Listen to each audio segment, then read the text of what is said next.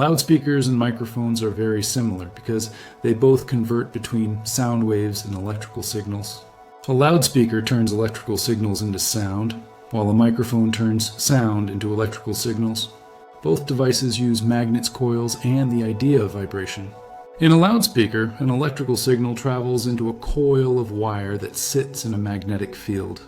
When the electrical signal changes, the magnetic field around the coil changes and the coil moves back and forth.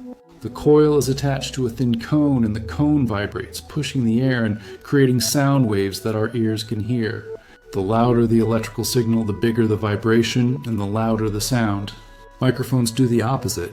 When someone speaks into a microphone, sound waves hit a thin diaphragm, making it vibrate. The diaphragm is connected to a coil placed inside a magnetic field. As the coil moves inside the magnetic field, a changing electrical signal is produced. This electrical signal matches the shape of the original sound waves. The signal can then be sent to speakers, amplifiers, or recording devices. Both devices rely on a magnet, a coil, and vibration.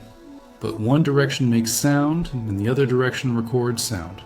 Without this technology, we would not have music, concerts, headphones, phone calls, or voice recordings.